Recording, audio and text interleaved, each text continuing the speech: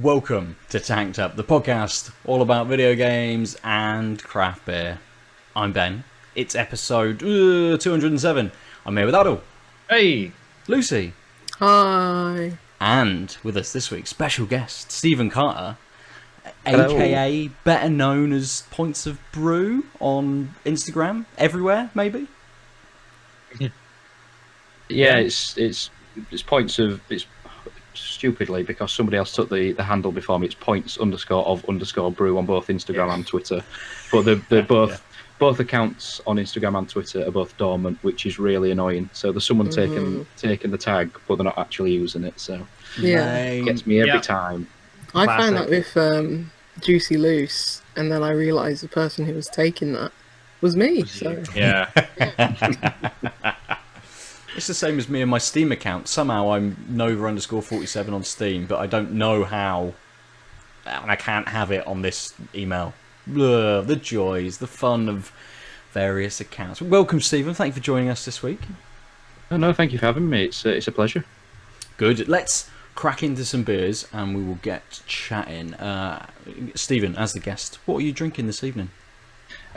So I thought I'd turn to something a little bit different to what I normally drink. So I'm normally a hazy IPA or New England IPA sort of person. But the other week there was the craft beer hour, which featured Brass Castle, which they're a brewery that are quite close to home for me, based in North Yorkshire. Because obviously, given as you'll tell the accent, I am Yorkshire born and raised, so there's no secrets there. But this is their US brown ale, which is called Hazy Dragons. So it's, like I say, it's something a bit different to what I'd normally drink, because I'm not sort of a brown ale or a real ale kind of drinker. But it's surprisingly nice, actually. Yes. It's definitely sort of more brown ale than craft beery. You know, it's got the malty dryness to it, but it's got a nice sort of hoppy kick at the end of it. So I thought if I didn't drink it tonight, then it's probably something I'll shun, to the back of the fridge and look it over. So I thought tonight would be a good excuse to do it justice. yeah, Nice. I won beers from them last week. Was it last week?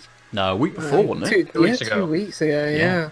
Time, but I think that's the one I started off with, or was it their porter? But yeah, I really like that right now. So good choice. Yeah. Yeah.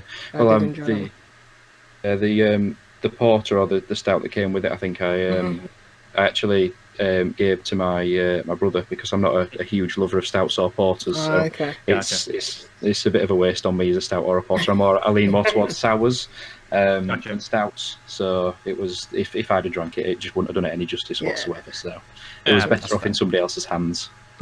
But yeah, I enjoyed every single one of the 4 that they sent over, and I had never heard of them prior to that. So Oh, really? yeah, that's a great thing about craft beer ale. It's been from a brewer that but they're definitely on my radar now.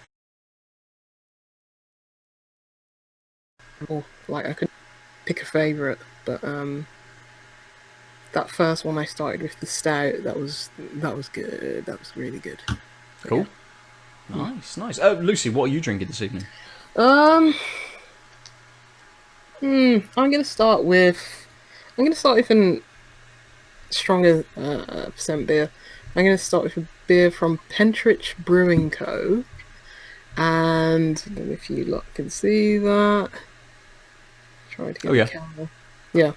Just all lilac can, and it's called Dream Tempo.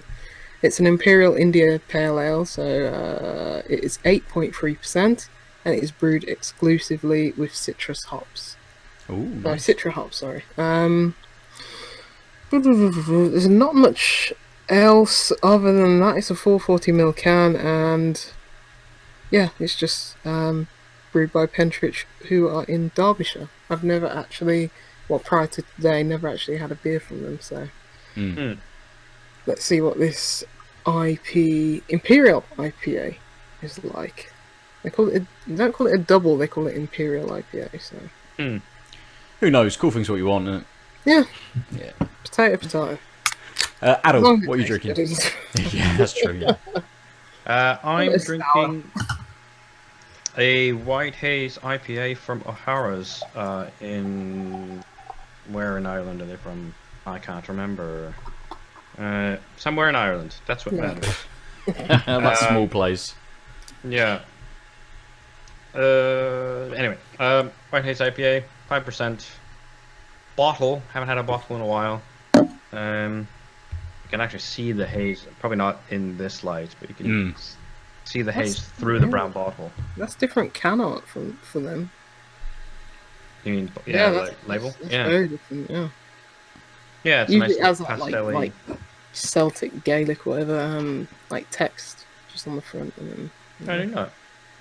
Yeah, I think I had must have had a bit from them last year, maybe. Probably came in some subscription box of some sort. Yeah, beer 52 but yeah, it does look did a very lot with them, yeah. it does look very different. I am going to crack open a beer from Verdant. It is a pale ale, 4.7%, and it's got the worst name of a beer ever. Ever, The that's windows accusing the door of abusing the wall. Oh, you weren't wrong. What the fuck? The hops are Strutter and Brew 1. It doesn't give me much more than that, just that it's got water, barley, wheat, hops, yeast. That's it. I mean, it's got a nice image on the can, but that's about it. Yeah, doesn't mean. I mean, it means something to somebody. Yeah, Hopefully. it will do. Yeah, but Yeah. one person perhaps, but that might be about it really. So. Cool, I'll crack this. So, Stephen, you said that sort of brown ales aren't, or brown ales were your thing? Not normally, no. Or weren't, not normally, yes. Yeah. Oh, I'm being too loud, sorry. So, what kind of made you grab this one? Rather than just sort of like appearing on here, is there anything kind of about this that is it just like you just had it, so you thought why not, or is it more kind of you picked this one over, a different brown ale? Yeah, I mean, this, like I say, I was looking to kind of, I wouldn't normally have bought it as such. So the reason I've kind of got it is obviously through the craft beer ale. But I mean, for looking at the label, it's kind of, I'm a sucker for a nice label. It's a really nice one, and it's one of theirs that's the bigger picture series. So if you actually take the label off and put them all in sequence in an order, it actually is a map of kind of like the local area with different like bits of artwork and things on it. So I mean, in terms of that, that's what's attracted me to their sort of beers in the past anyway, from that label, because other beers in that series have got a similar sort of label. So but in terms of that one, I mean, like I say, the reason I got it tonight is because I'm more of a sort of, your regular IPAs, New England IPAs, double IPAs, that sort of thing. And being a Tuesday that we're recording on, I try not to drink through the week. So I try and save my bigger beers for the weekend. My sort of my higher strength ones and my more expensive ones, shall we say. So I've got a couple of ones sat in the fridge that are more up that sort of more up my alley, as it were, normally. But if I were to have picked it up and actually bought it myself, I wouldn't have been disappointed with it. I've definitely had worse beers that I've spent a lot more money on. So if I had have bought it, I wouldn't have been upset that I bought it. Put it that way. Nice, cool. You don't belong here, Stephen. We drink 12% on a Tuesday. I honestly could, and I did. And when I first started doing the whole Instagram thing, I genuinely did, but it just ends up costing far too much. Yeah. Money's the real check on that. You're right, you don't belong here. You're sensible. We're not. Well, I try. But it's I feel like it's going downhill again, because since been on lockdown and can't leave the house, and because I kind of usually balance it out with, I won't buy or drink as much through the week and have cans in, because then I'll usually on a weekend go to a tap room or a bar or something. I'll put the money in there instead. Yeah. But without doing that, and then obviously not going to work and spending the money on petrol and food whilst I'm at work, etc., it's kind of like, well, that £30 a week I'm not spending on fuel, I could just put another order in with Rainville or another bottle shop. So it's kind of slowly getting that way. So I'm trying to nip it in the bud. But when you're stuck at home all day with nothing really else to do, it's tricky not to grab a beer at 11 o'clock in the morning because you don't know what day it is. You don't know what time it is. It's Every day's a Friday. It's Yeah. fine. yeah. It's just, Every It's hour sunny is happy outside. hour. Yeah. yeah. So, Lucy, we'll jump to you. How's the beer? Just pouring it. It looks great. Nice. Probably what you like, Stephen. Like nice hazy Like juice. juice. Yeah, it looks like a proper juice bomb. Put a very small head. Smell wise, yeah, you're just getting tons of amounts of like that Citra hops. You can tell it was just exclusively brewed with Citra because that's all you're getting, just like tropical fruit, like orange. Yeah, it tastes how it looks. It's very smooth, very juicy. Not getting a lot of carbonation or even hoppiness. It's just very, very soft, very smooth. You cannot tell it. What was it? 8.3%. Yeah, you can't tell that at all. It tastes like fruit juice. It looks like fruit juice. Yeah, You know, that's a sign of a good New England if you can't tell how strong it is. That's always a good yeah, sign. maybe you can smell a bit if you really inhale deeply when you smell it, but otherwise, taste wise, not at all. Yeah, that's good. Good. That's really good. I probably would have preferred if it was a bit more hoppy, but yeah, it is just very smooth. It's very. It doesn't fluctuate. It's just very smooth from start to finish, and yeah, it's good. It's got a nice bit of pininess at the end. Not so bitter, but it's very much. You get that sort of sweetness from like the fruit as well at the end, but yeah, I mean, this is the type of beer that I like to drink as well. So it's like, yeah, I'm very much happy with this. It's very Perfect. Nice. Aadil, we'll come to you.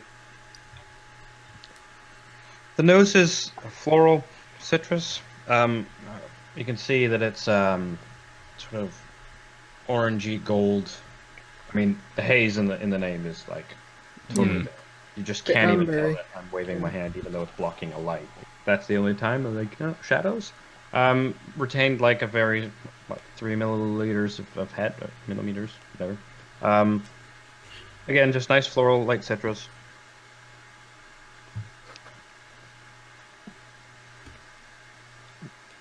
That's a nice, solid, lightish IPA in the sense of it's not sort of in-your-face bitter.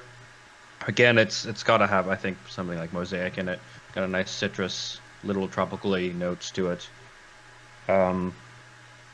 Again, it's quite light in the sense of it's got all the things you want from an IPA, but they're not really strong in your face. It finishes bitter, not too dry, a little dry in the mouthfeel, so kind of reaching for it sooner than I want.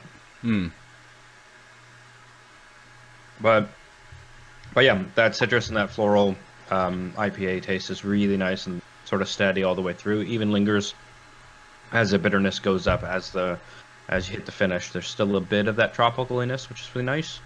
On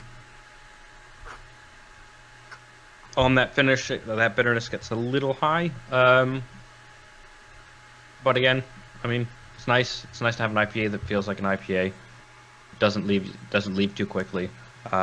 There's a bit of a tension between the bitterness lingering, but the mouth being dry. So there's like, I really like the bitterness, and like I said, that it's extending some of the floral citrus notes, and so that part of me is like, cool. I'll just let this happen and just enjoy the lingering taste.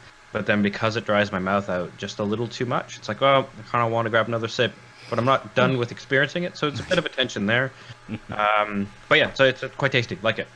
Nice, good. This verdant is very, very easy. Like stupidly easy. Doesn't have much on the nose at all. I think when I cracked the can, I was getting a little bit, but that's faded off really quickly. It's really yellow. It's very, very thick as well. Head poured quite frothy, but that's dissipated quite quickly. But the flavour kind of comes in really softly. It takes a little bit to kind of get into it. And there's A little bit of fruit in there. Not a huge amount. Maybe. What is that? It's beer. Yeah. Yes. It's slightly hitting kind of like orangey a little bit. It's not too strong, but then it does kick in with a slightly hoppy end and a little bit of bitterness, which is nice for a pale, having that little bit of a kick kind of towards the end. But it sits like really high at the back of your mouth as well. So you have that, and have the first kind of flavour comes in, and then everything just kind of hits the back of your mouth. And that orange and that fruit kind of kick through a little bit. That slightly crisp, carbonated kind of bitterness just sits in there as well, just lifting everything up with it. But it's really, really easy. I mean, is it quite steady rolling man levels? Probably not, but it's good and it's solid.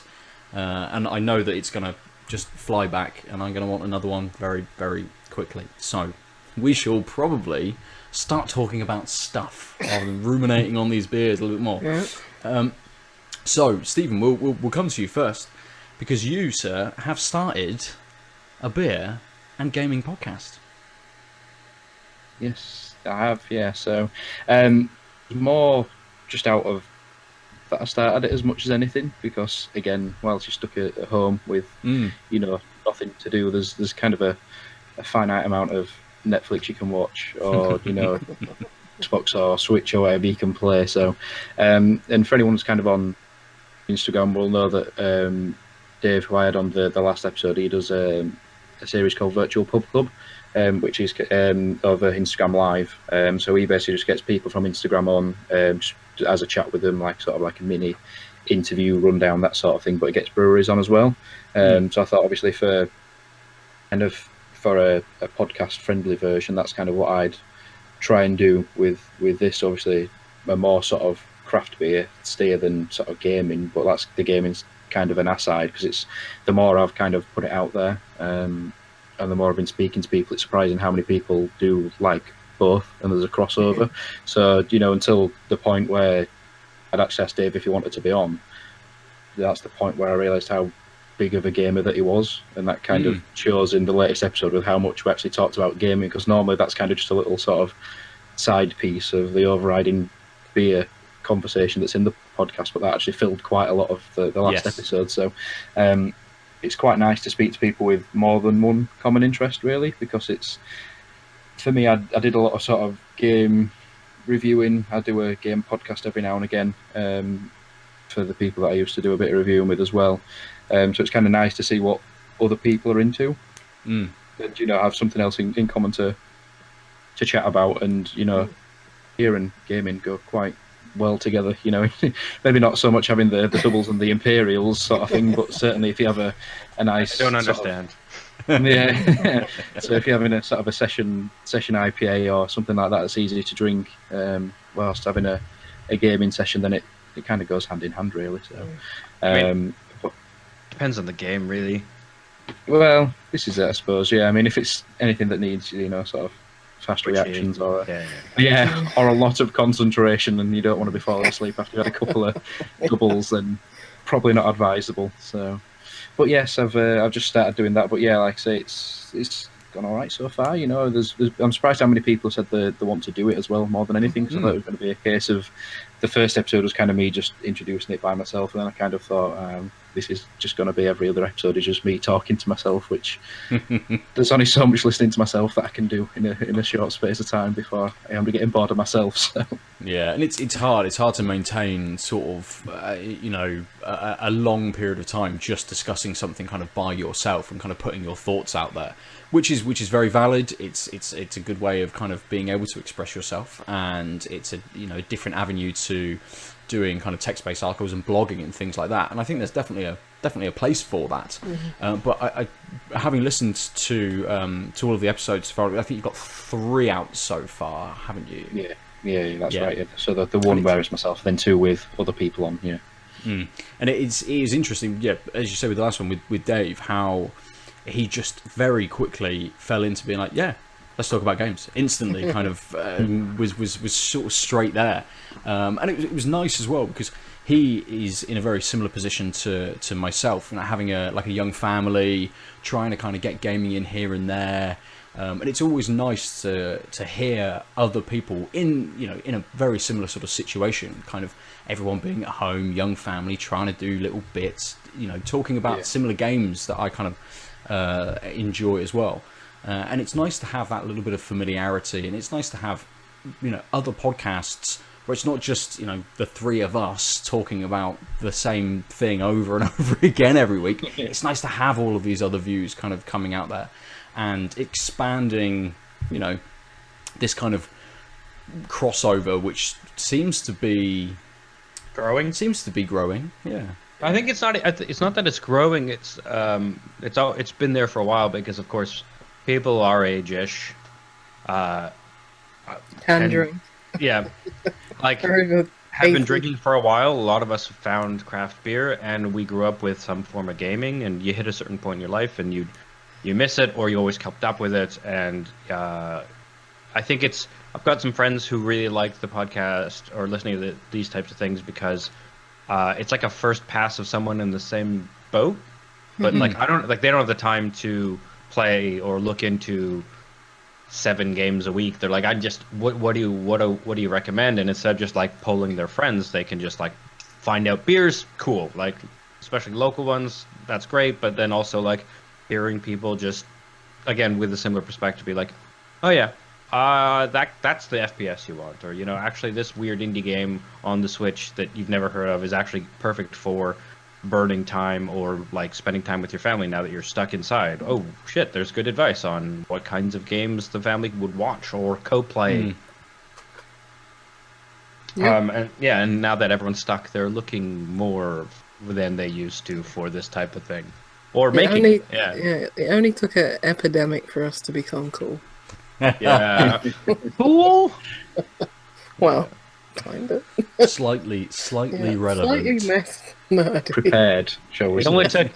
only took 205 episodes plus the global pandemic. What are you gonna do? So has starting the podcast kind of changed your habits or changed the way kind of like you think about gaming? Have you kind of thought, I need to play something a little bit more, I need to kind of be on it a little bit more? Because I know it definitely, Aadil, shaking your head up there, I know it definitely did for me when we started, however many years ago it was, 5-ish years ago, that I definitely was kind of playing one game and then we'd dip into something else, and then suddenly after a few episodes I'm like, I've got to play something new. I want to talk about something different. So has it changed the way you've been looking at gaming or beers or anything at all? I mean, it probably will do. Is if I get into doing more episodes and it becomes more and more frequent. I mean, I suppose it really depends on how many people come on that want to talk games as much as anything. Because if somebody comes on who's not a massive gamer, then I won't really touch on it because there's no point, because they won't understand, and there's not that kind of back and forth with conversation really. So I mean, as it stands at the moment, I'm kind of just, which we'll probably touch on a bit later, but I'm kind of just sat with Final Fantasy VII, the original, at the moment. But as it comes to it, I will be kind of going more into other things because I've got Xbox, so I've got Game Pass, that sort of thing. And I'm another one. I have someone to talk to now. And I think it was last week they did the announcement. I think, is it Hotline Miami's come out on Game Pass? Yeah, or it's the coming collection. out very soon. Is it on Game Pass? I think it was on Game Pass. I think. I know it's coming on Switch and Xbox, but yeah, those are fantastic games. I've been wrong. I mean, it was definitely coming to Xbox in some variety, but I don't know if it was at Game Pass. But if it is, for me, I've not. It's likely to and inevitably going to be on there. But I didn't play that on PlayStation, so for me, that Game Pass is a great avenue for anyone really to get into any sort of game, from sort of smaller indie games and older big ones. Well, yeah, exactly. The smaller new ones, and then the older ones that are out there from sort of the 360 generation that you might have missed, or the first cycle of the Xbox One, but then also all the first party stuff you get from Microsoft, with Sea of Thieves, Halo, Gears of War, that sort of Sea thing. of Thieves, So that's a game I should play again. yeah, so I haven't been on that for a while. So I know they're just done a massive update and patch for that, including cats wearing pirate hats from what I've seen. So That's cool, yeah. That game's Right. huge. It's not even on my radar, but I mean, it's huge. People love that game. I was on the beta for that, and really liked it. But then the people I played with sort of fell off of it, so I never bothered picking it up again. I think it's one of those online games that inevitably get exponentially bigger. I mean, it goes on. it's the type of game where I like playing with people. I know rather than pick up groups. Some games I don't care about pick groups, especially like twitchy shooters, etc. I find them more fun if I have at least one friend with me, but I'm fine joining a squad and spending some time. But for Sea of Thieves, there's so much weird coordination in it that I found it way better when it's you played with a steady group of people so when shit hit the fan, you knew this one person would hit the wheel first, these other people would get the sails, and it's definitely a cooperative game. Yeah, I think we both felt the same about the Division and the Division 2 though as well, didn't we? It was okay to jump into a squad with a bunch of people and do some stuff, but it was so much better when you were sort of touring around the environment with friends and coordinating what you were trying to do. So I can definitely see that with Sea of Thieves, how it would be really easy to fall off of it.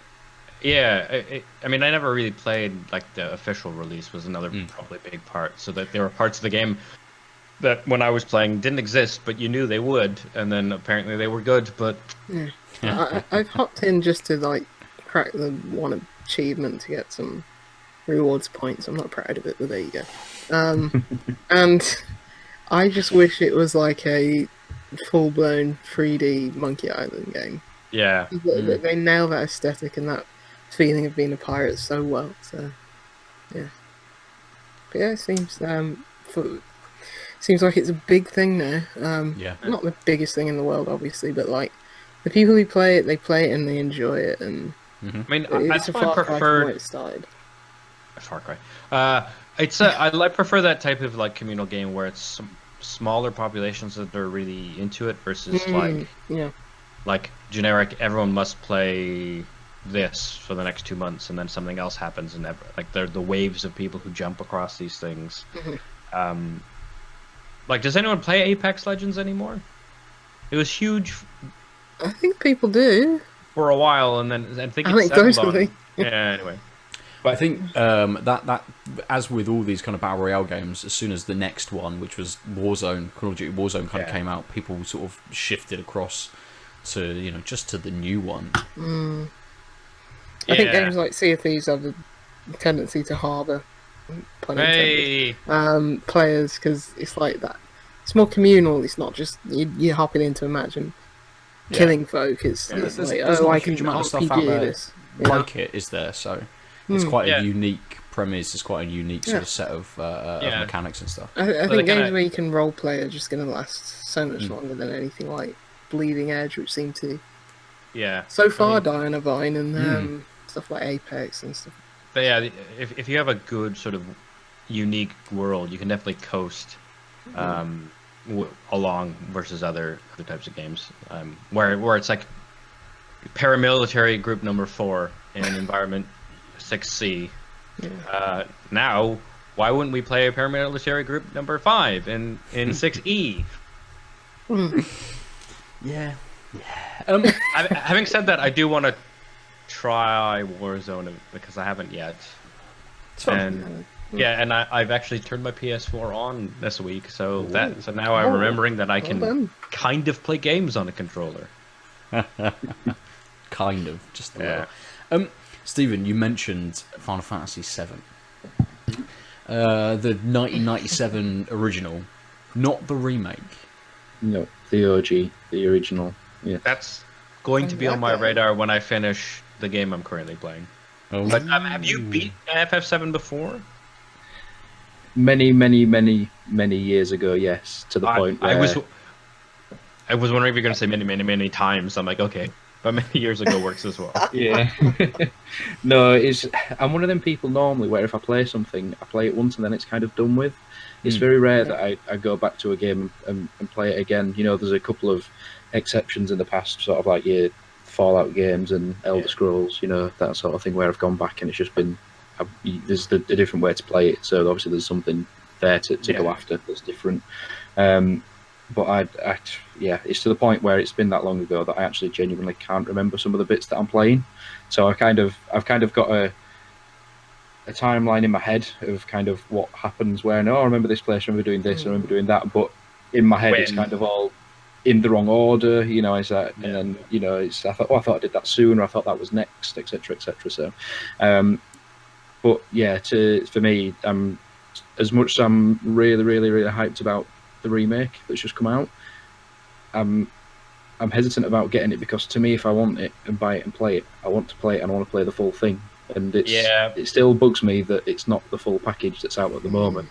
And yes, I've seen reviews and people saying that, you know, they've put 30, 40 hours into just that part of the game alone, which is great. I want the rest of it, you know, because once I'm in. Do you know what I mean? Yeah. That's it. Once I'm in that, I'm in for the full ride. You know, I'm in for the entire package. Then. Yeah. So I have a feeling that I have the same problem, but this is one of the few games I have revisited multiple times. I've started it many times. I think I've beat it twice, and got really close the third time in the years and years since '97. But I think I will restart it. So I have been playing it, the remake, and I think I'm gonna just end up going straight to. I mean, it'll be the PC version because I own it on Steam, and I think or maybe does it? I guess it's a PS1 game, so it might play on my PlayStation 4. But yeah, I'm gonna go back to it immediately after because I know I'll be like, fuck, I'm not done. Like I can't finish. I can't go on.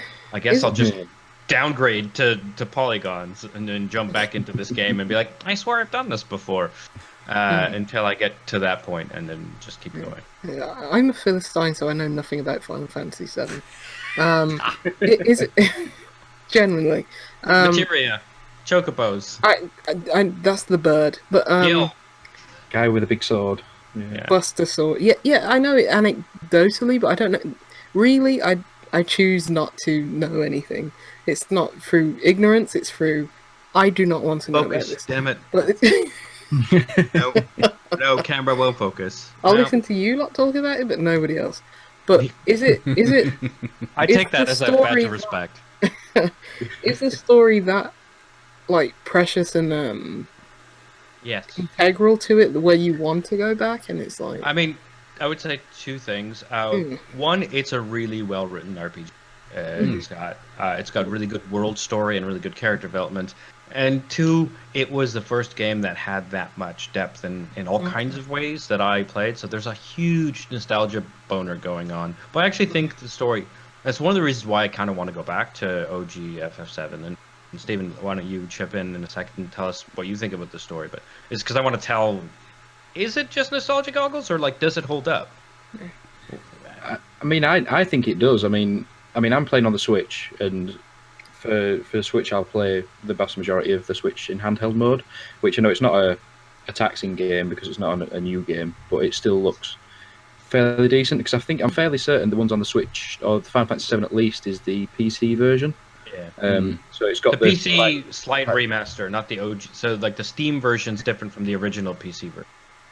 Yeah. So it's got the slightly better sort of textures in the background and the sort of characters. You know, they're not sort of awful polygons how they used to be with the jaggedy edges. So yeah. Do they have mouths? Yeah, Characters? I think so. But it's like I don't think they move if they do. Okay, I can't say like Metal Gear. attention. The head just moves. Because that's apparently a mark of one of the like re-releases or like later like the original version. No one had mouths, and so people on Steam are crazy, right? Because it's PC, you can do whatever. So people you can look up guides and get mods to remove the mouths so that it feels like the OG PS1 release. There's a mouth mod. Yeah, I mean, I can't say I've actually noticed. So I mean, don't- next time I play it, I'll definitely have a look now. It's the only thing I'll notice now. I'll just be focused on the mouth or the lack of a mouth, whichever way around it actually is. Yeah. So No, that's fair. Like, because I'm just thinking like back to that era. I don't remember games having Mouths.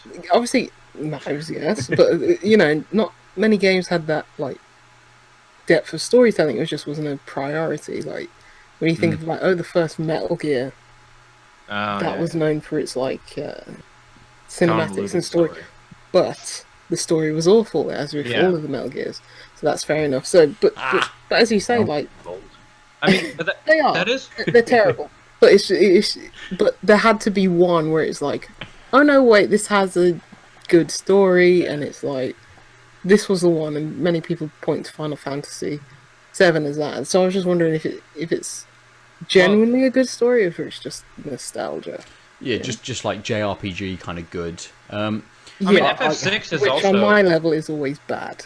yeah. FF6 also had a really good operatic-y story, but it was much more in the JRPG vein. I think there were things that happened like character death and like the playing a little better than the average JRPG with generic protagonist having amnesia. Like at least the unraveling, some of that is the storytelling. Where if you just like read a synopsis, I think some parts of FF7 would be like, hey, this is just like, sorry, I didn't realize that I tripped over your bucket of tropes. Let me just shove those back in. Like they're definitely there, but I think a lot of it, and that's why I'm curious whether, like, given that it's this mix of tropes and good storytelling, like, has that storytelling aged well now that games have progressed for 30 years, 20 years? Yeah, we have a very odd situation as well, where obviously with the remake, they have like an opportunity to kind of fine-tune things, maybe to change things a little bit, to give to some remain kind of characters like more dialogues. depth than the 3 lines they had in the original. Absolutely, and they do women, that quite yeah. well so far. From what I've played, they have expanded on some characters, and they've done things quite well, and they have fleshed it out so far in a way that hasn't felt just like filler. Shall we jump to talking a little more directly about the remake? Because that's the game I've played. I've played 2 games this week. One that I know Ben's played, and one that I know Lucy's played. Oh my god! But the natural segue is FF7 remake. I'm 3 hours in. Shall we Not a preface lot. this by saying no spoilers? Yeah, sure. When you say spoiler, like, I mean, it's spoil a 20-odd-year-old game, really? No, but I like no deep spoil. I mean, you've all played it. I couldn't give a Care crap less, if you yeah. spoiled it. But I'm just, I mean, I think it's important to. So I meant for Stephen's point of view, because Oh. you're looking forward to playing it, aren't you, Stephen? Like nothing yeah. too. Nothing No, new. no, We won't but I spoil mean, anything nothing new. new. Yes. I mean, I do want to touch on like some characters getting more lines and stuff. So it's hard. That's not a spoiler.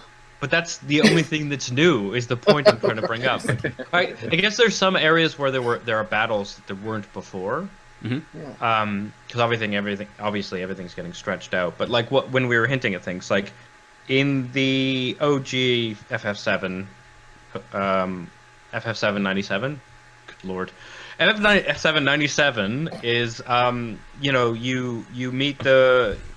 you start out with the Mako reactor attack, and you've got Biggs, Jesse, Wedge, Barrett, Cloud, and Barrett and Cloud talk a bunch, and like Biggs, Jesse, and Wedge are kind of like 5 or 6 lines. Jesse gets trapped a couple times, and you save her because of a woman, and they kind of do the same thing, but they give everyone more lines. But like Fat Dude Wedge is still kind of nothing. He's just a nothing character with nothing to do. Biggs is a little mouthier in town, but basically nothing. They gave Jessie more lines, even though she's still... Yeah, which I kind of liked. It gives a sense of her having more depth than she does going forward. Because like if you've never played the game, you'll be like, oh, is she the love interest? She is a thirsty girl. Oh, yeah, in this she's- remake, yeah. she does not fucking let up. But I mean, I think from what I recall, she kind of like it. They were trying to play that card, but then just didn't do enough of it in FF 797. Which I kind of like mostly because just so actually, what I want to say is dialogue was really sparse in the original one, and in this there's a lot of it, and sometimes a little too much. But what I really like, so one, I think the main-ish characters, the side characters that are like tangential, feel more fleshed out. But actually, as you walk past people, especially like after Maker Reactor blows up, everyone's talking about it, and you hear everyone like just random NPCs just saying things to each other. Yeah. And then what's really cool is they like on the left side of the screen, they just list what they're saying so you get the subtitles, but not in the main. Like all the main dialogue is standard subtitle placement, but the ancillary stuff that you're overhearing is all just like constant stream on It's like a the feed left on the side. side almost. Yeah, it's like a feed, like a Twitch channel.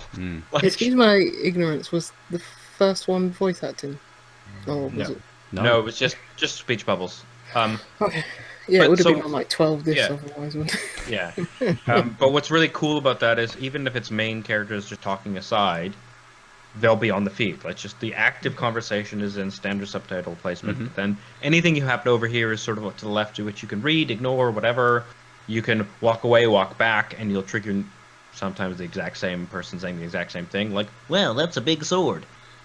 Which I did over and over because I thought it was hilarious. But I really like that. Both the idea of like engaging, having people's conversations in your earshot being important, so you only hear them if you're close, etc. But also putting it visually in another spot is a really cool UI decision because it's not clouding up. It's not cluttering up the subtitle space with stuff that isn't important. But if you want to if you're not listening directly, you can kind of like, wait, what did that person say? And just quickly glance to the left. Yeah, that's Yeah, good. it's- Those are really I mean, cool that's things. important. They are. It's a very clean game UI wise. Absolutely. Even in like the battles and things, they have gone with the decision of putting kind of everything down in the bottom right. Rather than having that big bar across the bottom of the screen, which shows you kind of everything. Is it the active? Is it active time battle as the ATV. time Is that what goes on? ATV Yeah. means? Yeah. I mean, but I keep hearing people say ATV, so I don't know what this means. it's a old school dance electronic group from the late 90s. It's not. I Hit single at 9 a.m. till I come. Look it up. Must be a Canadian thing. No. But yeah, I mean, part of that I think is just like resolution. Like screens are now so big that you kind of have to look to the two corners. While like back in PS1 days, it was like, yep, I can see the whole fucking thing. So having the whole thing stretched 13 wasn't a inch. big deal. But like on like a 40+ inch screen, if you aren't 6 feet back, there is like a minute difference to just staring at screen and kind of looking around to the UI. Thinking about that, Stephen, how does the original like deal with that on Switch? Because I'd imagine there's a lot. When you're in like a battle or something, there's a lot of stuff going on. Like screen retail space wise. Oh, is it 4x3 or is it stretched? Yeah, it's just 4x3, so it's more square than actually the full rectangular screen that the Switch actually is. So there is a bit of black space on the edge of the screen, and it's the same if you play it on the you play it in docked as well. So I actually played it docked for the first time yesterday. So I put it into the TV, and it's the same there. It doesn't stretch the image because obviously, as we all well know, stretching an image of already a poor quality image doesn't end very well. So, but all things considered, it does a good job, I think. In terms of actually a decent quality image on the screen as well. So, Are you a docker or undocker? I'm mainly undocked. So mainly I know undocked. we have a lot about you, Stephen, and I'm like, That sounds filthy. Take that as you will. it's the right answer. Yeah. Ben, how far along are you in? Time wise, I've got no idea, but Yeah. they've split the game into chapters, Yeah. So you almost run through a certain amount of story, and then it will, it's just the end of a scene and moving on to a new location or something like that. But I think I've finished chapter 4. Okay. So I'm in chapter 3, I think. Oh, you Like, got I'm it a in- week before, and Ben's already surpassed you. I started it Shame on you. this morning. Oh wow! To be fair, I did start it last. When did I get it? Thursday. And I've been playing it in very small chunks just because of. Aadil, for shame, for Oh, shame. I already admitted the shame last week when I had it a week early and could have done an actual review on time for the site and then didn't play it at all. But I did play You were 3 waiting hours 20 in. years. You Yeah. know what's another week? Doesn't matter. I played 3 hours in one burst. Nice. Yeah. And it is easy to stay in that world and stuff. And I've done it. I've sat there in an evening. Kim's gone to bed, and I've gone. Oh, just 10 more minutes. Just 10 minutes. I'll just see the next scene. I'll just wait for the next thing. Oh, it's a cutscene. I can't pause it now. I'll wait till it's finished, and I'll just do the next little bit, and then sort of an hour later, I think, oh shit! All right, I go to just bed. unlocked. So what I really like. So what's nice about this game is they put. It's an actual like action RPG style battle system. So where you are, you run around. It's not like standard Final Fantasy. Enemy here, you here. You go. Turn-based, squid-based, Yeah. But like, so where you are kind of matters, at least in the sense of like line of sight won't, like if you're Barrett and you're hiding behind a thing and then you shoot the cannon thing and you shoot the barrier and you're like, I wasted his time limited attack. I'm an idiot. Did that a bunch in that first boss battle. Because I'm used to like just FF style, like old school FF style, was just like hammering through the menus. It's like, cool. He's got that open. I'll use that thing. Thing doesn't work. But like because of that, switching between characters has a very different feel. So like Barrett being a ranged attack means that like when you so like basically the way the battle system works is you've got your party members, you've got your play as a character, and you can send commands. So basically everyone has 2 sections of their ATB meter. And when they've got at least one free, they can do a skill. So you can quickly hit one of the trigger buttons and tell that character to do a thing without having to switch control and doing a thing. So you can send the actions, like the big spells and the sort of weapon-based attacks on the fly with the triggers, and it pauses the game. You can actually choose. You don't have to be too frenetic, but you can still have, like, say you're Cloud, but you're like, oh, I want someone, like some turrets shooting at me. I'll switch to Barrett, and get him to shoot this other thing, and then immediately get to switch back versus having to like switch to a character, run, do all his attacks, and switch back. So, but you can also just switch to Barrett for a long time if most of them are ranged, capable, like, and then let Cloud fend for himself. So there's a nice sort of way of directing, not just having everyone on autopilot, but like the main damaging things, the main battle effective things, you can sort of literally trigger and choose exactly when they're used, but everything else is just like, I don't have to worry about it. I just unlocked Tifa, who's got like, I mean, she's fists, right? So you're running up and you're punching things, and for her, like for everyone else, like hitting square, which is attack, just is attack, and you can just hammer on attack, whatever. For her, you can do, if you hit and hold it, you'll do a stronger attack because she's a super melee fighter. So she's got a very different feel, even when you're just button mashing. You're like, oh, I kind of want to do these other things, and the heavier attacks build the ATB stronger. So you're like, I noticed that I just immediately fell in love with having her as the main person because I could just do more things more quickly. Absolutely. And then it was really annoying in the first section where you'd play with her because it defaults back to Cloud, and then when you run up and interact with a set of bad guys, you then you start as Cloud again. And like, the first thing I do is switch to Tifa and then make her run up. And I'm like, can I just make her the lead of the party for this stretch? Does it always have to be Cloud? Or? So far, yeah. There is. Carry on, Ben. I was going to say, there just on Aadil's point, there is a nice amount of nuance in that combat. It isn't just we've changed from this older system to a new system. You know, we haven't just said, well, Final Fantasy VII gave us this. We've been playing with this sort of system in 13 and 15. We'll just do the same. will just don't do the know. same thing. They have built on that a little bit more again, and they have given it a bit more nuance. And as you say, Aadil, you even between like two melee characters, it is different within that as well. And that will obviously expand with the cast of characters and kind of what they're able to See what to do with Vincent them and feels stuff. like. Oh, we've got In a decade when it comes out. yes, absolutely, yeah. I think obviously with it being Midgard based, you encounter Red 13, but I don't think you can play as him. I would assume that's a time thing. I can't remember when you unlock him in the original either to play as. But again, super melee focused character, so it'd be interesting to see kind of what they do with him, different to the other characters. So there's a lot of scope for a lot of nuance within this new battle system. So yeah, it's fun. It is fun. It's fun to play. Yeah.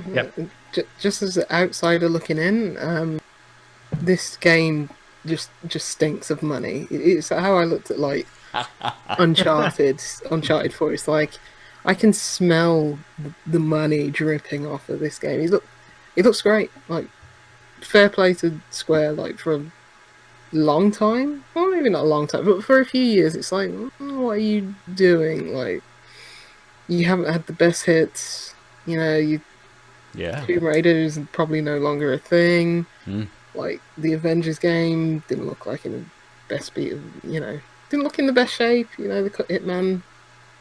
Quiet Man came out, that was a whole other thing, but it's just like, what are you guys doing? But if they make games that I think from a lot of publications got 10 out of 10, like the animation just looks great. It looks like a realistic version of like Persona or something. It looks, there's and it's obviously because it's got money dripping off it, but it looks good. It's like there's a few like texture issues and stuff like that, but nothing egregious really.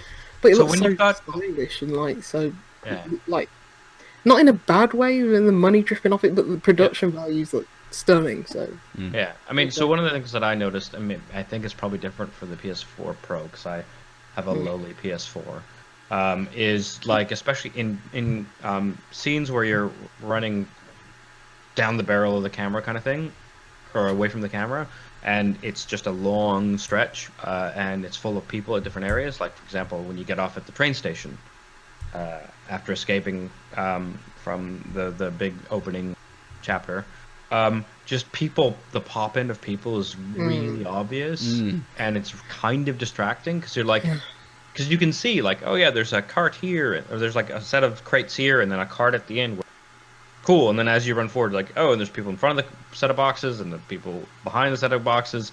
Oh, and there's apparently that cart at the end is like a coffee shop or something, because now there's a whole queue of people who slowly popped in, and I was like, I spent a while just running back and forth, just seeing how obvious it was. It was like, there's no way you can miss this. It's not like, okay, I'm not gonna. Even if you're looking at the character, you kind of just see these bodies popping in, and I assume it's better on PS4, but it was Pro rather, but it was like pretty distracting in a way that was sort of, what do you do? Like, technical issues like suck in that respect, but I'm just talking like how like animation. It's like you can tell like everything has been methodically like designed and plotted out and stuff like that. So like a Nintendo game, like you're just playing Animal Crossing, it's like, oh, all these different custom animations, or like Luigi's Mansion. It's just like, wow, you lot spent a lot of money designing this and like putting the work into like character framework and animation and stuff like that. It's, yeah, I can smell the money dripping off it. Yes, you've mentioned Animal Crossing, and I think before anything else is said, we need to open more beers. Yeah, agreed. Oh, I don't want to talk about Animal Crossing. Oh, you don't? Well, that's fine. I'm still going to open a beer. Also fine. Right. Who's ready? Stephen, have you got another beer going? I'd need to nip downstairs and get one, in all honesty, because the beer fridge is downstairs. Oh yeah, go for it. Aadil, we can pint glasses. We could jump to you, Aadil. That came with the cans, that glass. So. Oh, brilliant! Yeah, it's really good glass. No, yeah, it's great. I'm a slave for free glassware, so I've got a cupboard full of glasses. So. Nice. Yeah. I'll grab my next beer and I'll be back. Back as quick as I can. Yeah, sounds good. Aadil, let's keep going. Let's jump to Yep. you. What beer are you opening? I'm drinking the Evil Twin Brewing Imperial Biscotti Chili Hazelnut Break. It's an Imperial stout brewed with coffee and chili with hazelnut and vanilla extracts added. Oh God. How's Sorry. break spelled? Break normal as in BREAK. Oh, okay. I thought they were like taking on Craig, but I don't know. No, I mean they're US, right? So, but like a really shiny patterned, high fonted can. It is 1 pint. Where's the ABV? ABV 11.5%. The text is really kind of bad, but I'll try and read. There we go. Italy has a certain je ne sais quoi. Fab food, culture, highly decadent history of art, cool countryside. Some might argue the people are loud and flamboyant. They steal our women. The soccer players melodramatically flop on the pitch. Listen, that's all part of the secret Italian ingredient. Keep it cool, confident, arrogant, extravagant. Forza Italy. that's a very American take on Italy. That's a very By starting off with racist using a fucking... French term. What was Yeah, I was just like... what was the secret ingredient? Je ne sais quoi, which is not Italian. Has a certain... Well, yeah, Tutti it really has frutti. a certain je ne sais quoi. That's, And then it goes on to say Italian stereotypes. Reads racist. Like, it's just a bad. It's like you Oh, start talking fuck about me. Italy, don't even mention Oh, pizza. no. Oh no, Oh, no. That sums it all up, It's doesn't it? exploded everywhere. Oh dear. sitting in a fridge for like 2 weeks. I have no idea how it got shaken up. It's the je ne sais quoi. Why don't we switch to someone else while I deal with this? You do that, Stephen. Yeah. We'll come And back to those of you you. on the podcast, check out the YouTube. So I've just hastily gone and grabbed one of the latest beers that are available in Morrison's, which I don't. For anyone who's on kind of Instagram will have seen that Tesco recently have done a lot of craft beers and they're kind of getting back, but Morrison's have brought a new range out to kind of compete with that, and which is quite fitting really. I didn't realise at first, but it's the Brewdog OG Hazy, which fits quite well with the OG Final Fantasy theme that we've just been talking about. But this is more kind of up my street in terms of what I'd normally drink. Hazy New England IPA, 7.2%, and in a 440ml can. So I know people can love or hate Brewdog, but the what first got me into beer. Same here. The first craft beers that I had when I worked for my previous job. One Christmas, a competition was a crate of a dog pack, a crate of Brewdog beer. Up until that point, I didn't really drink beer at all, so that kind of got me in, and then kind of the rest is history, really. So it's I'll say with anybody, for as long as the beer's good, I'll drink it. I know people get funny about it's not a small batch brewery or a local brewery or they're owned by so and so and so and so, and it's like I give a lot of money to other breweries that are smaller and independent and bottle shops and things like that. So for me, buying some beers from the supermarket or from the likes of Brewdog, it's a bit cheaper, but you need it sometimes to when you can get beers like that for £3 a can. That if you try them, they're worth. You could easily value them at £5, £6, £7 a can. That you could quite happily pay elsewhere. Then it'd kind of be silly to pass that up. Really. I think we're all the same here, really, aren't we? Yeah. I thought it was a soundbite from a previous podcast, actually, that he just said. The more people, the more we buy in these supermarkets, the more they'll stock them. More people get beer, more people will then seek other breweries, their local breweries, and it's a full circle. So. Well, they'll head to the bottle shop after they've been to Morrison's or Tesco's 2 or 3 times and picked up new beers. They'll look for it elsewhere. Yeah, exactly, and I touched upon that in my last podcast in terms of people say, oh well, you're not supporting local, but it's like but people will want more of that if they like it, and the only way to get more is by going to the brewery directly or to a bottle shop, and that's only good for the whole, business model in terms Yeah. of the money will get to the brewery and the independents in a different way. Yeah, I think it's one of those where the supermarkets only have so much shelf space as well. They're never going to be as in depth as a bottle shop. You're never going to have a full range from any brewery in there. So it will only ever be rolling beers, changing either yearly or kind of quarterly, 6 monthly, however much they roll them through. But you're never going to have a huge breadth. You have a good depth of different styles of beer, but you're never going to have that breadth of brewers, from up and down the country and foreign brewers as well, which you will get in the bottle shop. So. Yeah. And I know, Lucy, like you drink a lot of Beavertown still. I drink a lot of Magic Rock still. Yeah. Even with their kind of buyouts and stuff, a lot of Still people make good beers. aren't happy with them. But yeah, they do. They still make good beers. Yeah, and like the co-op stock Brummy Brewery beers, and they're very much still independent, limited production brewery. It's like Absolutely. I'll buy from Morrison's, again, and I'm the only person doing it. But it's like you look at someone like Yeah. like Brewgooder, who are a lot of, or I don't know whether they're still brewed up in Brewdog's brewery, but they were for a while. They've just brought out a new pale ale, I think. They were stocked in co-op for a very, very long time and rolled out to bigger supermarkets. And they've just done this huge global gathering with tons and tons of different brewers. So, where does this kind of fictional line between where breweries kind of go over it when people suddenly go, oh no, we can't drink that anymore. It's bullshit, isn't it, really? Yeah. Anyway, I mean, unless you're killing kids or something like that, then don't drink their beer, maybe. But I don't think anyone's quite doing that. Lucy, unfortunately, no, they're not doing that. But anyway, Oof. how's the clean-up situation down there? Yeah. Good. Yeah, it is what it is. I'm gonna have to probably get some carpet cleaner. Yeah. I mean, now Yeah. my beer is very flat, and I'm not sure it's supposed to be.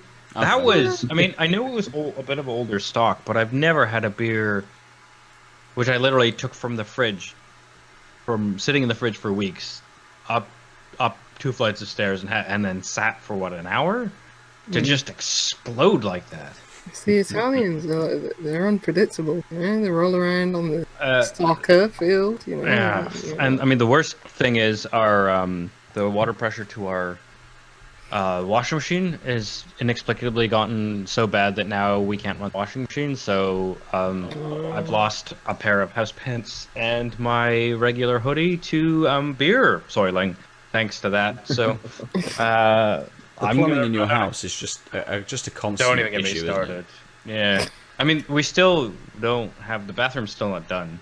So we still are only taking baths, not showers, because the landlord has gone into hibernation for To be COVID. fair, there's not much else to do at the moment, is there? You can lay in the bath all day. Yeah, except that we don't have enough hot water to have everyone have a bath every day. Anyway, You got a sink there. It's fine. Right, I briefly saw cans, but Yes, continue. Lucy, what Yes. beer are you drinking? I'm drinking a beer from Barcelona's Finest. And Nice. hold on, it's very hard to see. It's white on black text, which I usually do okay with. It's called Ocata, Ocata, and it's a Barcelona IPA. It's brewed. Sorry, I'm really special. Brewed with hops, Mosaic, and Palisade hops. Oh, Yeah. That's pretty much it. From Garage, I love Garage. yeah, they're really Yeah, good. really- What? yeah. I missed the ABV. What was it? I don't think it's 5.4%. It's 440 ml can. So you've gone Silver backwards can. this week. I have because I love Garage. Can't help it. They make some good beers. Yep. Cool. I am going to drink a beer from Burnt Mill Brewery. This is Great Bitter Lake. It's a West Coast double IPA, 8%. They say about it, we've taken the malt and hops from one of our favourite West Coast pales and lifted them up to create Great Bitter Lake. A lean malt profile gives just enough body to support the whirlpool additions of Columbus and Citra hops. Centennial, Simcoe, Mosaic, and Idaho 7 combine in the dry hop for fresh citrus and pine aromas. Sounds fantastic. Only canned last month on the 11th. Where you get that fresh beer from? Exactly, mate. Where was it from? Honest Brew. This was one of those beers I got from Honest Brew. They had a few from Burnt Mill, and I think out of maybe the 4 that they had, this one definitely jumped out to me. I just wanted something. Yeah, it's got the word bitter in the title. That's exactly what I want. So Yeah. Yep. we shall see what it's like. We'll come back to you first, Aadil, after you've cleaned up. How's the beer? Well, I can tell you the nose from the general environmental nose is quite malty, a little alcoholic. In the glass, I'm getting that cocoa with a hint of spice, which is really nice. I'm getting that chocolate, really chocolatey flavors, and a hint of that chili, and that hazelnut. Yeah. It's obviously dark as fuck. I also smell that alcohol. But it's a really nice, well-rounded nose. I suspect it's flatter than it should be, just given the scale of the eruption. Which also just by the taste, it's sort of something feels a little off and a little flat. It's like I said, it's just not that carbonated, and so even for a stout, it feels kind of flat. It finishes kind of spicy, chocolatey. It starts with a bit of standard stout, some hazelnut. The chili is really nice because it's just leveling out and helping the chocolatiness and the coffeeness, sort of those flavors meld with the other stuff. But yeah, it just like there's a bit of effervescence from the carbonation, but it just doesn't quite work, and I'm pretty sure that's just like had a can explode on me. It just, like I said, it just feels like it's almost stitched together, almost rounded out, but isn't, and it tastes flat in a way that I don't think is brewed flat. I think it's the nature of the beast. Still quite tasty. It's annoyingly so, because now I want to know what it would taste like if, like. I mean, so like I've taken 3 small sips. This was a full, like a pint can. This is a pint. I lost a quarter of the beer from the explosion. That's how much of loaded carbonation escaped as well. So I mean, luckily it smells all right because my bedroom's gonna smell like this for a day or so. If it smells like hazelnut, then yeah. I will say the hazelnut is quite light. It's a light note. It's stronger than the chili. It's sort of, but it's hiding amongst the coffee and the chocolatey notes, which I like. It's got that Ferrero Rocher sort of Nutella with like about half as much strength of hazelnut. So it's mostly chocolatey, but has that backbone. Yeah, it's not like the Dark Arts hazelnut magic run that I had last week. That was just complete hazelnut. Yeah, I would say as hazelnutty beers go, it's probably the exact opposite. It's quite sweet in the finish because of that 11.5% alcohol, but up until everything else fades away and you have that bit of that sickly sweetness, it's just you couldn't tell it's 11.5. So okay, wow. It's my type of stout. Short of the explosive. The left-handed giant collaboration with I'm going to butcher the name, Het Ultige, or the owl, the one with King the owl. of the Woods. Yeah, King of the Woodland, which something is like that. 12, King of the Woodland, which is 12.5%. It looked just like yours, Aadil, like after the carbonation. It looks exactly like that. Yeah. I ordered a 4 pack. It's completely opposite. It's like, yes, you can tell that it's got like this oily, like slick kind of taste to it. It's meant to have like honeycomb in it, and it's like, oh, I can see how this would. I think there's a very much like, oh, you have to get this exact temperature and drink it at this right time when the full moon is like this to get those tastes. Otherwise, it's just like going into that kind of like sickly kind of Right. dimension. But yeah, like, where did you get all these Evil Twin beers from? Did I miss that a few weeks ago? Were they all in the bottle shop? Yeah, so I went to one of the ones that they're right across the street from each other on Gloucester Road that you recommended, Ben. The one that's not the wine one. Brewer's Droop. Yeah, that one. And, Okay. and I mean, I knew that they were. I mean, like a few of their cans were quite dusty. It was like, oh, these are old stock, and so that's why I'm pretty sure this is just an older can that like Yeah.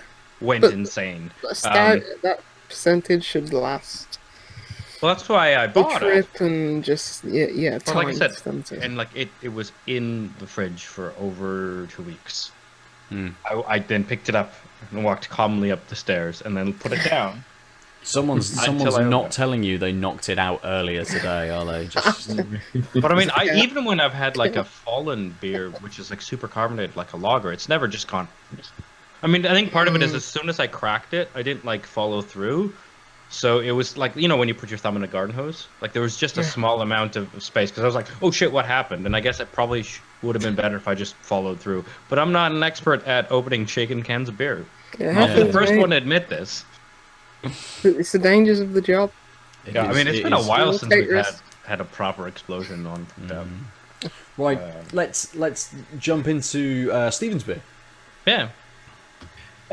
Yes, I mean it's pretty much the beer that I said I liked earlier in terms of what I talked about. I mean, you can see just from looking at it, I mean, it's called OG Hazy, but you can see there, just take it back a bit, you can see that it's exactly that. Oh yeah. You know, and the beauty of what I find with supermarket New England IPAs is that for anyone trying to get into them, this in particular as well, is you get the fruitiness, you get the flavour, you know, the juiciness is there, but the body and the texture of some of the more strong ones isn't there. So you kind of get the best of the flavour, but not necessarily the texture if that's not what you want. Because Yeah. you know, as much as I love a good New England IPA, you know, even I can't sit and drink New England, you know, an IPA after an IPA after an IPA on a night out. You know, I'd have to have something different, or if I'm at a festival, because not only do the flavours kind of end up blending into one, it just fills you up so much. So it's nice to have one that's exactly, and it's nice to have one that's got the juiciness, it's got the fruity notes, but it's a bit lighter and doesn't really. There's no sort of sacrifice for that. There's no trade off, you know. And this is 7.2% as well, so it's, you know, it's not a light one, you know, because you generally get that with a lighter New England. You know, if they're trying to do like a light New England IPA as opposed to a full bodied one or a strong one, so it's quite nice that you've got the best of both worlds, really. And you know, for a 7.2% beer that's £3 a can, Yeah, you cannot incredible complain. value. Yeah. You know, so I mean, it's every bit of what I enjoy. Is that Nice, good. It looks very similar in colour to the Pentrich that you just had recently as well. Yeah, It's got the look to it. Yeah, definitely. nice. How's the garage? Haven't tasted it, but it's not as thick and juice bomby looking as Stephen's beer that he's drinking now, or the previous one. It's still got quite a bit of carbonation to it. Poured it. Don't know if you you probably can't see it, but yeah, it's still got quite a bit of carbonation. It's slightly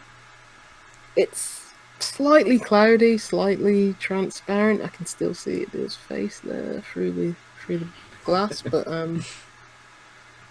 not really getting any aroma like the last one. Right. Getting a tiny bit of like citrus fruits, but not. It wasn't the punch from like the last one. In terms of flavour profile, though, definitely getting that hoppiness. Definitely getting the carbonation as well. That effervescence with it as well. It's been sitting for probably the last 5 to 10 minutes as we've been talking, but you're still getting quite a bit of that carbonation. It's the body's quite full. I wouldn't say it's heavy, but just from the look of it, the appearance of it, as it's like slightly transparent, it's probably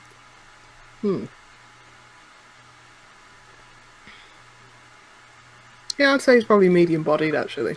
Yeah, it's got a nice heft to it, nice fruitiness.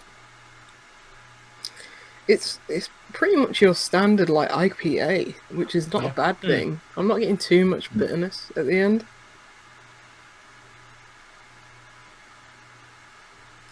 Yeah, you're definitely getting more fruit at the very start. Not a lot of bitterness. But yeah, if I was in like Barcelona and it's just like, yeah, drinking this on a hot day, this would be absolutely perfect. It's got nice fruitiness, nice bit of pininess, a tiny bit of bitterness at the end, but it's a solid beer. That's really the best thing I can say about it. It's solid. It does what it wants to do well. Right. But in terms of anything like outstanding or different, it doesn't do that. But yeah, if this was a few hours ago in the garden when the sun was shining, Choice. which it does every day, which is a piss take because we can't really go outside.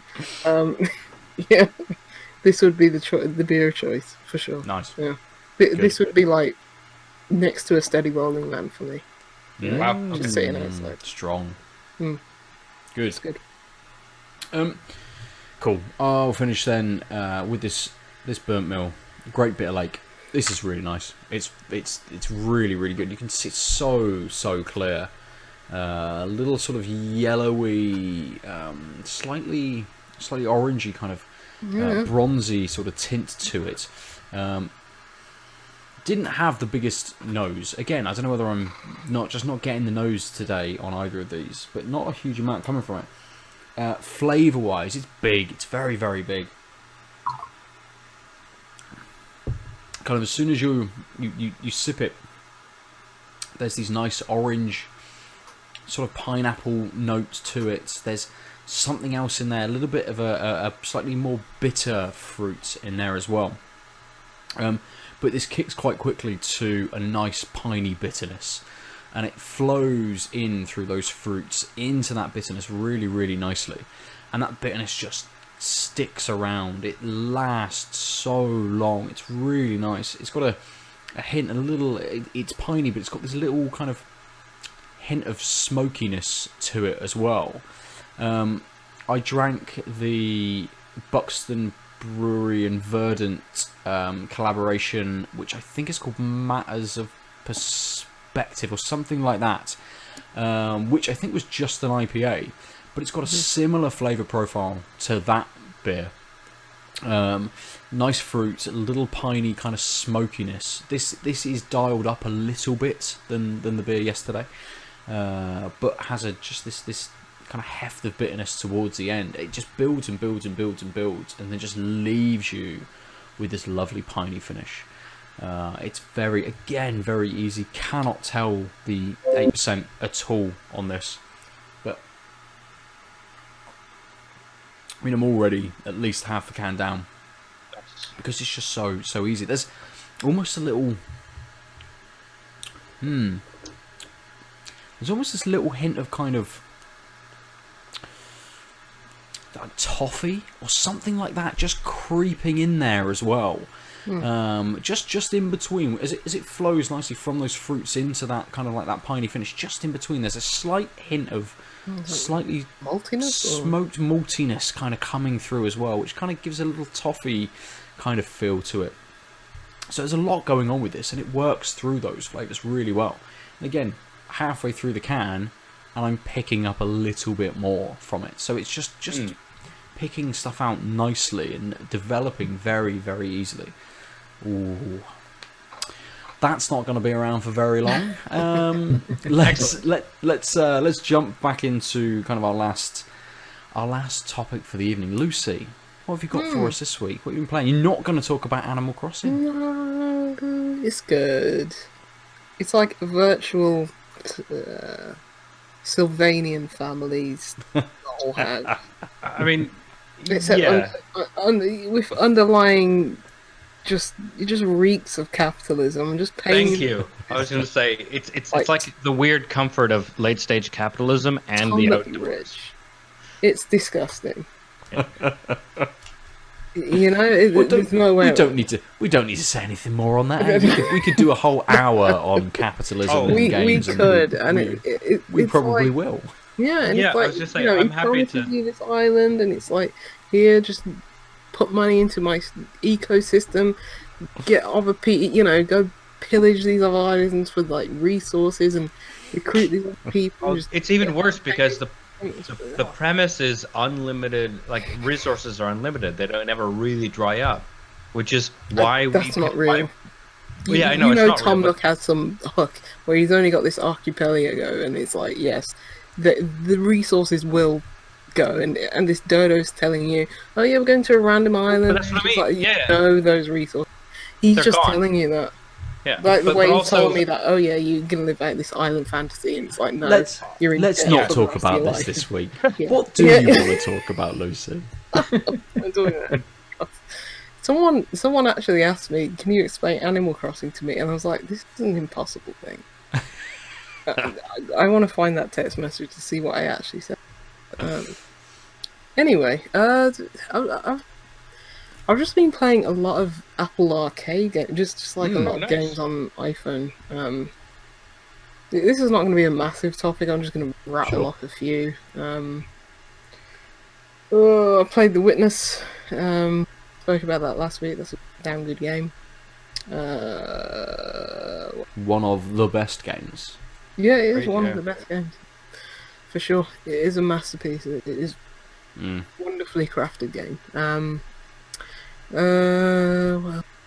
The newest game that came out on Apple Arcade.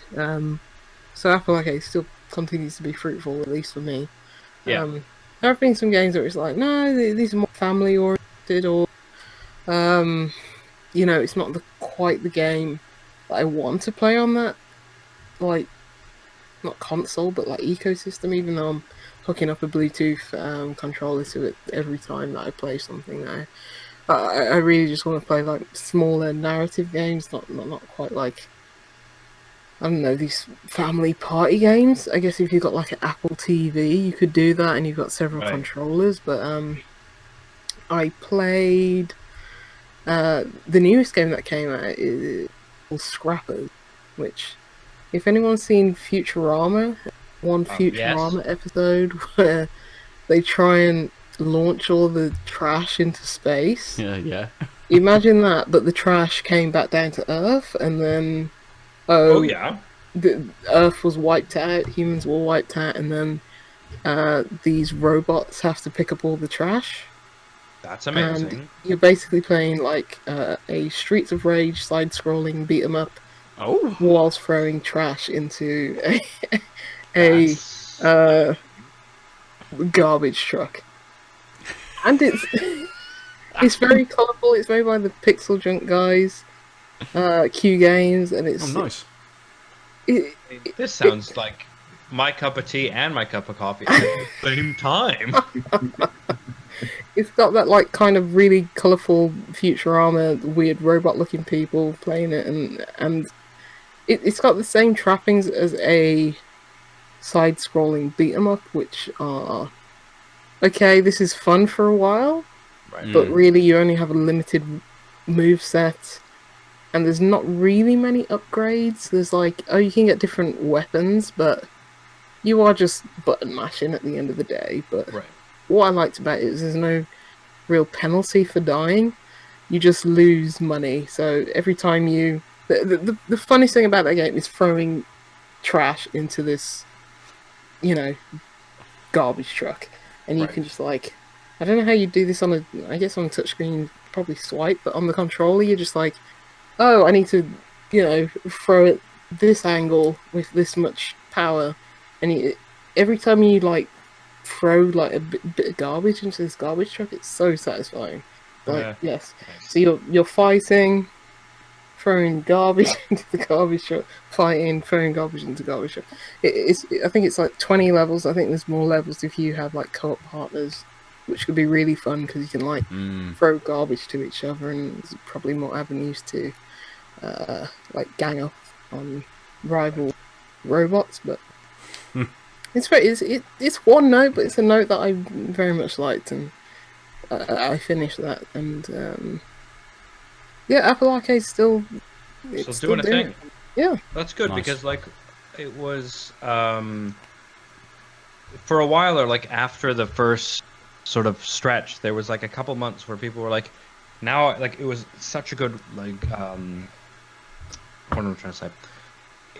The opening salvo of like these are the games available, everyone was like, this is amazing, and then like 3 months passed and it was like, there are no new games, and then it was like, all the new games are crap, and then suddenly like people kind of soured on the subscription model because it was like, look, you gave us such good games that we binged, and then we ran out of those good games, and then what you added was not great.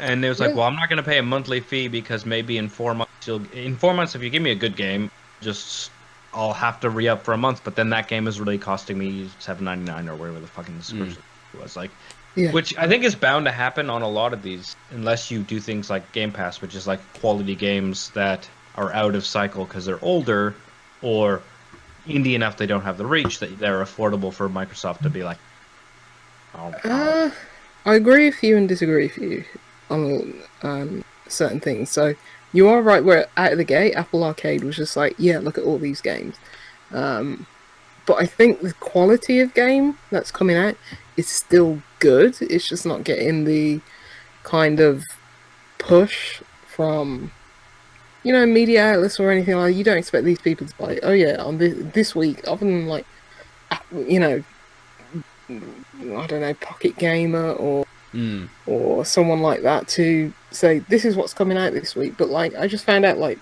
coming out this week in a few days is a game called Fold Apart, which is that's on Apple Arcade, is it? Yeah, and I was like, what kind I of was game looking is at that. I was like, this has been a co-op. I think it's single player as well. This is a game that's been featured on like I think you said like Kind of Funny. They're like their indie showcase thing, like last year and stuff like that. And people talked about this game, but it's like, oh, that's coming out. It's on Apple Arcade. Cool. I've got code requests in for a Fold Apart. I had in for like months now. Yeah, because it was like, I was looking at that and I was like, oh, it's coming out. Oh, I might look into a code or something like that, see what happens. And I was like, oh, it's coming to Apple Arcade. Cool. Yeah. So the quality of game is still good. It may not be the games that I'm looking forward to. Yeah, but I don't think they've necessarily dropped the standard. I just think it's like, oh, this was a thing previously. People commented and reported on it, and it's just there now. I still think, right. But as you said, Aadil, it's like it's still a testament to how the service is doing. I haven't yet just committed to a year subscription. I'm still on the monthly rolling thing, and it's like I've played quite a few games in the last month. Like I played this game called Discolored, which is like a sort of very contained mist-like game where you're adding colours to the world and stuff like that. It's solving really abstract puzzles, and every puzzle that you solve adds a different colour to the world and stuff like that. And this game called Jenny the Clue, which I was looking forward to a very long time. It's sort of like a very narrative, basic puzzles, like kind of detective mystery and stuff like that. So I've been cranking through a lot of them, but I think they've probably added that many games. It's like at the very start, it's like so that people didn't cancel. It's like, oh, look at all these games I need to. Eventually, people just don't end up cancelling, but that's me. But right. Yeah, in terms of Game Pass, I think, yeah, they have new and old games. I mean, Stephen, you've said, like, I mean, have you checked out any games that you just wouldn't have on, like, not Apple Arcade, like, Game Pass? Like Yeah, I mean, Crackdown, maybe. yeah, I mean, obviously, like I said earlier, Hotline Miami, that sort of thing is one that otherwise I wouldn't really sort of pick up. 'Cause, I mean, it's no sort of disrespect to any of the small No, not at all. developers out there, but for me, I don't, not that I don't have time, but I don't go seeking them sort of games. You know what I mean? And it's not because I'm sort of tight. I don't want to invest that money, but sort of like the more 2D side scrollers or the top down, you know, sort of platforms, that sort of thing. They're not necessarily my sort of genre of game. So for me, I wouldn't to pick those up unless they're presented to me in this sort of games with gold or Game Pass, that sort of thing. So For sure. for me, it is, and I think that's the same for a lot of people. You know, in terms of just trying something different that you might not otherwise have gone out and then seek that sort of that kick elsewhere, because it's you kind of spend your money on what you know sort of thing, and what you're going to enjoy, as opposed to what Absolutely. taking a punt. For You know, because I mean, again, because arcade games, they can set you back 20-25 quid, which is nearly full price to a standard game. Do you know what I mean? Or half the cost of a full price game. So it's like, well, you could save your money and put it elsewhere. So for certain, having it there and kind of on demand as well, in terms of you can just download it and it's there, for certain, it's something that does open my eyes and opens the door to, well, is certainly over like now in periods of where we've between big games where you find more time on your hands to kind of find something different, to scratch a bit of a different itch to something that you might not otherwise play or realize that you enjoyed. That's times like these where there's a bit of a drought and a bit of a lull. That's certainly the door for me to find something a little bit different and a bit more unique. Yeah, and I think we'll get even more time to kind of do that as well. Time to explore different games. Time to go to these subscription models and look at what their library is. Time to go to the game sort of backlog as well. With the current situation, games are going to be pushed. Release dates aren't going to be hit. Stuff is going to go, and we're going to have weeks and weeks and weeks of time when new stuff may not be delivered quite as especially the bigger titles. They may not be delivered when they kind of said they were going to be. So now is the perfect time to have something like Game Pass or Apple Arcade and think, well, even if I only pay for it for 1 month, I've bought Game Pass on PC. It cost me £1. The next time it renews, it's £4. And there's games on PC, £4 on PC. And I'm still playing Phoenix Point. There's other stuff on there. I've still got Ori to play a little bit more of, and I know actually £4 for maybe 10 games that are on here. It's crazy. The Outer Wilds is on there. That would be cool to try. Or Outer Worlds. Sorry, not the Outer Wilds. Which one? Outer Worlds or Outer Worlds? Outer Worlds is on there. No, Outer Wilds isn't on PC because it's a Epic Games exclusive. Oh, that's crazy. You mean it's not on Steam? But it's not on Steam. It's not on Xbox Game Pass either. But it's on PC because the Game Pass. It's on PC, but only through Epic. Yes, but it's on console. Game Pass. It's on console and it's on Game Pass on Xbox, but it's not on the PC Game Pass because I can't put it on. I really want to finish. But yeah, I would never have tried Out of Wilds. I want to try the Outer Worlds again, which I would never try. But it's like I Void Masters was like one of my favorite games. That's that was Game Pass. I mean, Gears was one of my favorite games. I would have bought that anyway. But yeah, the fact that I can play Gears and Ori for like, I'm not even thinking about the price now because I've got it through to like July next year. It's nuts, Yeah, absolutely. Crazy. And like the Alta game I played, never even heard of before. Game Pass, played that through to completion. Like there's so many games that I just played and like enjoyed and played all the way through. Right. I would never have bought Crackdown, especially for the reviews, but I genuinely enjoyed that game. That's fair. They did. I did jump into ever Football Manager version released on Game Pass PC today or yesterday. I think it's Football Manager 2020. Yeah, Which is I jumped into it. it. I spent about 15 minutes in it and turned it off. I've got fucking no idea what's going on. It's just. Have you never played Football Manager? Mate, I used to play Football Manager. I used to play Championship How Manager. is it just very different now? It's not very different. It's just fucking. You look at your screen It's like, a lot. where am I looking? Like, there's information here. There's information here. There's information here. They're sending me emails. They want me to follow people on a social feed. I'm like, what the fuck is this? Okay, I that's play some different fucking. It's to really a manager. Football play some Manager games, 2013 that I played where they wanted to. Oh mate, like Yeah. fucking Championship Times have Manager in changed. 04. You know, let's go back to then, please. Yeah, I Just think the last strip one I it played was back. like 2013 or 20. It was just about football.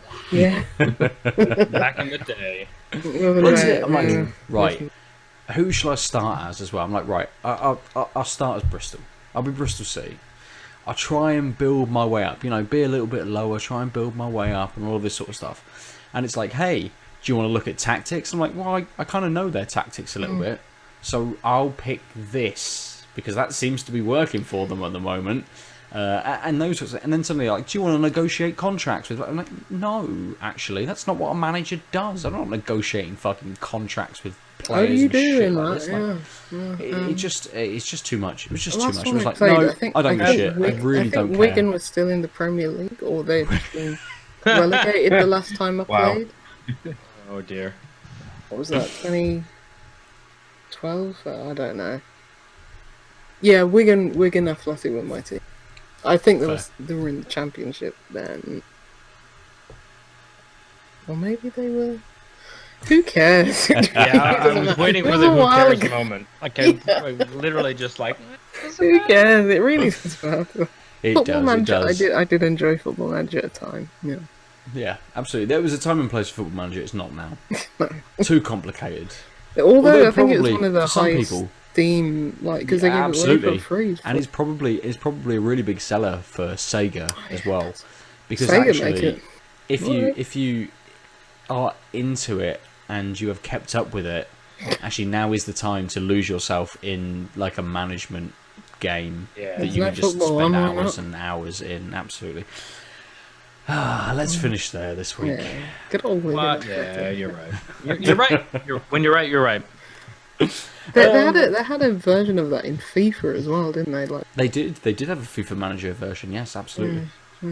Was it good? yeah, I enjoyed it, but it was that kind of like contract negotiation stuff. Yeah. I remember can't playing as remember Spurs. I think we got to the final of the FA What was that, like 2004, 2000? The last cover I remember was no, I don't. I think it was more recent. I think it was like Really? 2011. Oh. The last FIFA I really remember getting into had I think it was 2003. Hey, I've got no idea what happened in 2003. Come on. FIFA. There was a FIFA. Brilliant. Right, It'll be a let's FIFA talk this about year. let's talk about the beers that we drank this evening. Top left, Aadil. I'm coming to you first.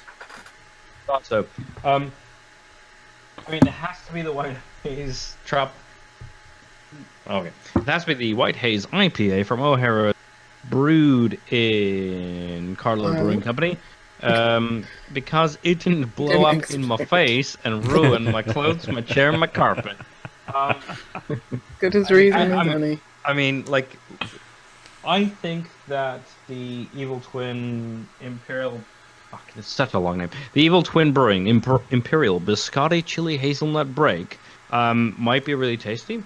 I liked the bits and bobs that like lined up, but I mean, I just had a can explosion. It didn't work. Like, it clearly wasn't the beer that was developed. It also kind of screwed me in ways that I'm not happy about. It loses because you're angry. No, it loses because it didn't work, and I'm saying it didn't work. So I will actually try. Like, so despite, like I said, this vociferous explosion that was like well beyond what it was expected, I would try this beer again, maybe in more controlled circumstances. So we have to go to New York. Is what you say. That's fine, we Well, can do but that. I think that's I think that's a testament to. Well, no, we can't actually. Yeah, no, we can't. I think it's a testament to the things that I did taste were interesting and intriguing, and I want to see if they worked, but obviously they didn't today. I also think that like I've been banging this drum for a few months now, which is like sometimes I want a beer that tastes like the type of beer that it says and isn't super experimental. And this White Haze tropical fruit flavored IPA from O'Hara's, brewed by Carlo. It's a little on the weaker side of sort of a hazy IPA.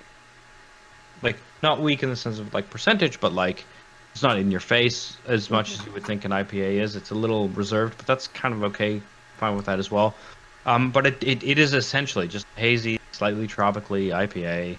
Like this is a thing I could have 3 of in a day when I'm like, I'm feeling like the weather's good. It's IPA season. Fuck it, I'll just buy a 4-pack of this. I'd be fine, right? Like it's not reinventing IPAs, but it's also not reinventing IPAs. So that means Sure. it tastes like an IPA. Yeah. And it's doing that exactly the way I was hoping. So in that sense, it's good. That's Nice. that's my beer choice. Good. Lucy, I'll come to you next. Oh, I'm not torn because like the Pentrich, it's a good beer. I'm just thinking like, oh, this is a brewery I've never had before. I was pleasantly surprised with their beer. Like it's very good. It was very smooth. Couldn't tell it was 8.3%. Very citrusy. You could tell it was just brewed with, with just so much citra in it. But as a beer that I'd probably just want to drink, like just regularly, it's probably gonna have to go to the garage. Yeah. It's a tough one. But yeah, I'm gonna give it to the garage. It's I mean, that the seems fair. Ocata. Sorry. I said that seems fair. Yeah, I mean, it's a bit of all-rounded beer. It's like it's got that combination. It's got that hoppiness. It's got the fruitiness. It's not got as much pininess as the Pentrich, but as a well-rounded and well-balanced beer, this is probably what I'd rather pick up and drink. If I wanted an absolute juice bomb that is like, oh, I can just knock this back and not feel the 8.3%, then Right. yeah, absolutely the Pentrich. But it just feels like there's so many of those now. It's kind of gone like all, full circle where it's like, oh, the Ocata is like strange, where it's just like, yeah, this is just an IPA. That's it. It's like it's got a bit of bitterness at the end. It's fruity. It does everything that you'd expect an IPA to do. Whereas like, oh, that's a Imperial IPA. I still expect it to have that like kind of bitterness. Expect it to be a bit more hoppy and stuff like that. Right. It's very much a juice bomb, whereas the Ocata's like, yeah, we're just gonna give you an IPA and that's it. I'd rather pick up the garage beer. enough. But I'm Yeah. still, Good, yeah. as first impressions go, I'll be picking up more Pentrich beers. So Nice. I have seen them, especially on the socials, out quite a lot in the last couple of weeks. alright, okay. I don't know whether they're a new brewery or whether they've just been distributed a little bit further afield, maybe in the last couple of weeks. Because I got this from a like box of just like 10 beers from a local like craft inn. Give them a shout out. So I don't know. As I said, I've never had. I had a porter from them. I think it was about 7.2%, which was nice earlier on today. It was it was good beer. So Good. definitely recommend them. But I just I think they do a lot of similar beers, but They do. they all taste good. So it's like I'm not even complaining about that. So, Nice.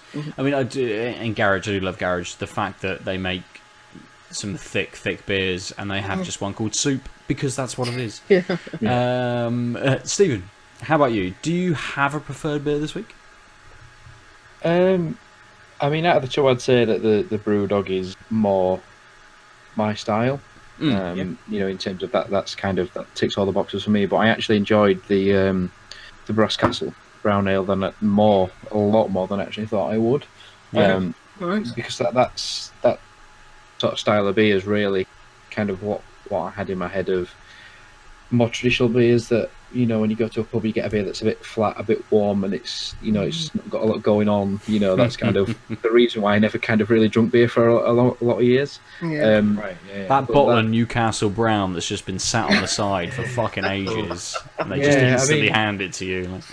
Exactly. I mean, my granddad, God bless him, when he was still about, and he used to, like, he'd get 4 bottles of something like that and put it in a Pyrex jug in the kitchen, then just leave it sat in the kitchen, and it just get progressively warmer and warmer and warmer, and then he'd just drink it out of that, and it's like it wasn't even the fridge or anything; it's just on the kitchen side. It's like Brilliant. and then it kind of got into, he'd mix a bit of everything in it. Then he'd mix, you know, there'd be 3 bottles of one and 1 bottle of another, and it's like I just ended up with some sort of atomic cocktail of 2 or 3 different beers, and that to me was just never appealing. You know, if I'm going to a pub, I want something that I'm going to enjoy, not just flat and warm, and just makes me just even thirstier than I even first started with. But that's, to be fair, that brown ale is a lot nicer than I thought. It's probably so in terms of the malty flavour build that you'd expect from a more traditional beer, which you know, you get that from a real ale more in terms of, you know,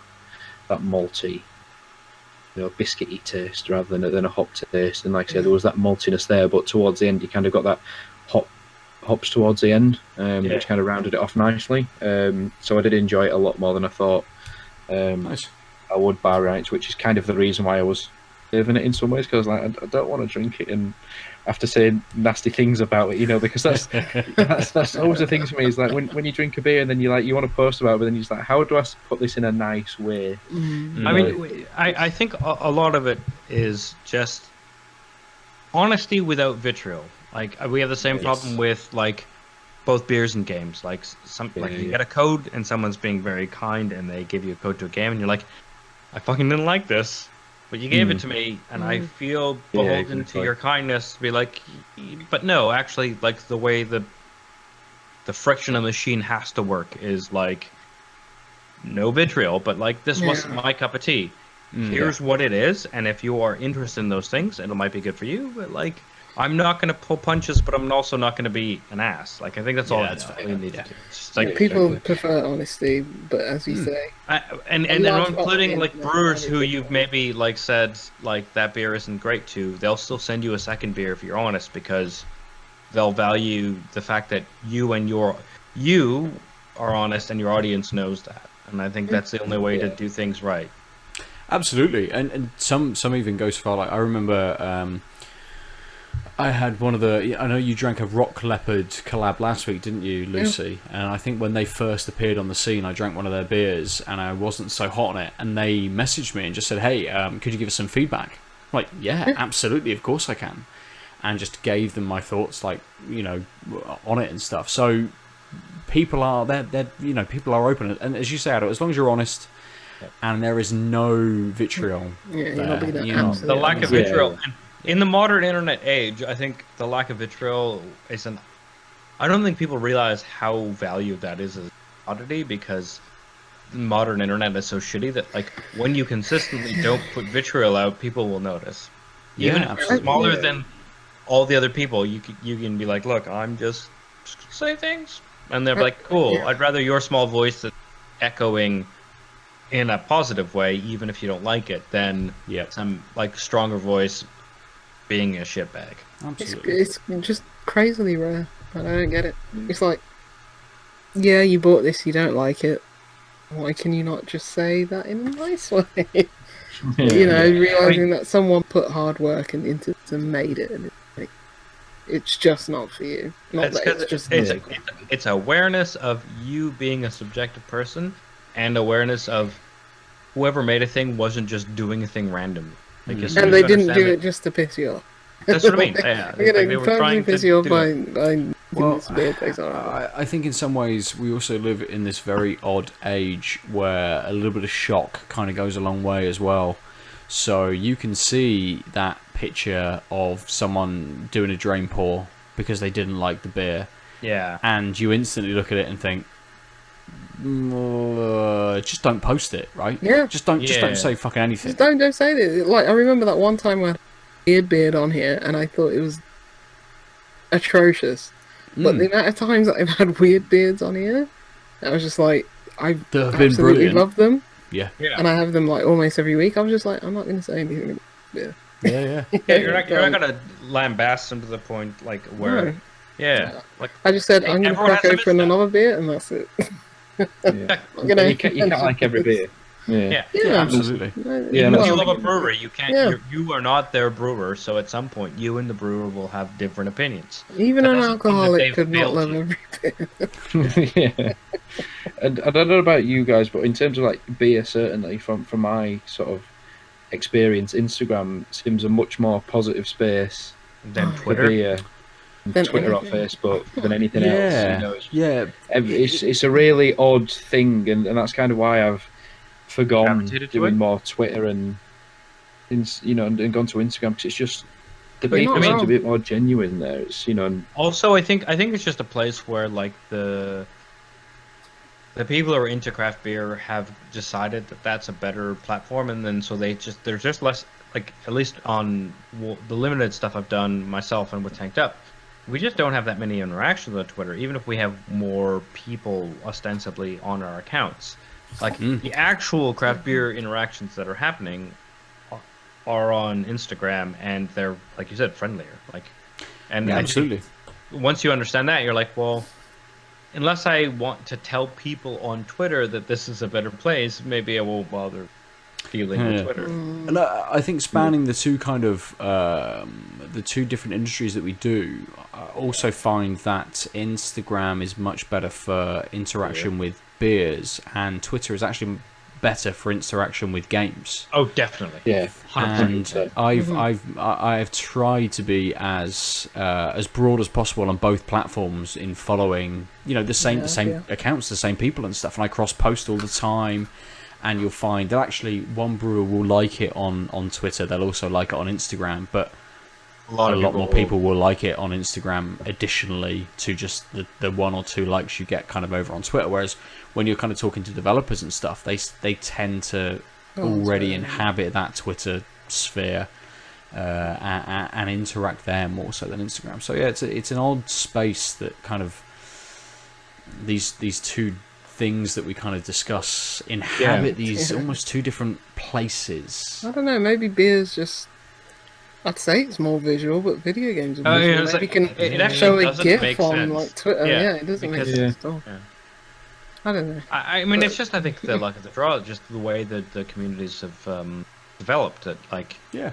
and to be honest, some of it is, I think, like, I'd love to see your text tasting notes of a thing, but beer is a tactile thing. You can't, like, push taste through the internet, but you can just, like, take a picture and then describe what it tastes like, and even though the description of the taste is the exact same thing, like, it's the exact same disconnect as seeing a picture and not having access to the taste, but there's something more tactilely appropriate that, like, I get why.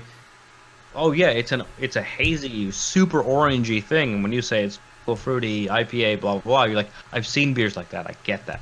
I can like map that to what I've experienced. With Twitter being mostly text, and yeah, sometimes there's pictures, but that's like a separate category, or it doesn't there's need a it. media That, like, tab it's for enough Twitter, yeah. of a difference that, like, actually no. The point is, actually, a lot of beers that look kind of like orange squash will taste very similar. So if you just take a picture of a beer that looks like orange squash, someone's going to know the baseline is going to be so close to this, and then they're going to read your description and be like, this is how it's different from the other orange squashy beers. And if you just have the break of text, it's like, well, I can't grab it the same way. Sure. Yeah, that's fair. Yeah. Oh, I need to talk about my beers. Oh shit, yeah. Being such I a like nice them host, both. forget about I yourself. like them both. I like them both.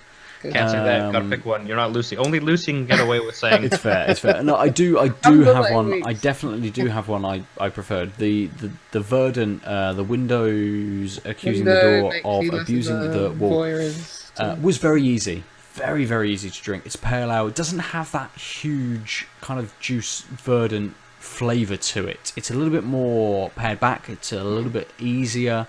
Absolutely a beer for the afternoon in the garden that I could have continued to drink. Super sessionable, but not a huge amount to it. But still very nice. The Great Bitter Lake from Burnt Mill, however, was this huge cacophony of flavour, which just built and built and built. The more I drank it, the more I got from it, the more things I could pick out, the more that was going on. And an 8% for a bitter double IPA, it is really drinkable. I know that this 440ml can was just not enough. The Verdant, I would have drank again, absolutely. But with the Burnt Mill, I wanted more. I wanted that to be a 500ml can. I wanted it to be a 660ml bottle. I just wanted more of it. And I think of it. It's like, absolutely, and it's been the same with that Northern Hellas from Donzoko. yeah. I drank the it's on my board. Wait a minute. Great Heights from Pressure Drop as well during the week. Another lager. So good that you just want it again. You want it straight away. You just don't. What they deliver to you is just not enough. Right. And I think from the last week, the last 2 weeks at least, these three beers, the Donzoko, the Pressure Drop, and this Great Bitter Lake from Burnt Mill, will instantly be on my order list from the next person I order beers from, because I want it again. I just want more of those beers. So yeah, Great Bitter Lake is a very good West Coast beer. It's a great double IPA, doesn't give you that 8%, and it's just really, really nice. But I would drink the Verdant again, absolutely. That's good. So that's us for this week. You can get all of us at Tanked Up Cast on Instagram and on Twitter. I'm at Nova_47. Aadil is at the Omniarch. Lucy is Juicy Loose 9. Stephen, if people want to get hold of you, how do they do that? So as mentioned earlier, it's points_of_brew on both Instagram and Twitter. But the Twitter kind of feed is kind of a subsidiary to the Instagram, so it just reposts what I post on the Instagram page. So for mainly anything you want to see beer-wise that I've been drinking and posting about, I'm a lot more active on Instagram than Twitter these days. Nice. And the podcast is available everywhere? Yes, it is actually now. Yeah, so after banging my head with Anchor, the very sort of humble podcast recording app that I'm recording on, it's now available on iTunes, Google Podcasts, Spotify, the works. So pretty much anywhere you can get a podcast, it should be available. Nice. And again, that's just called Points of Brew. Yeah, it's just the Points of Brew podcast. Very, I love very that name. simple. Yeah, I love that name. In fact, I'm going to listen to the latest episode tonight. Thank you. Excellent. Shameless self-advertising.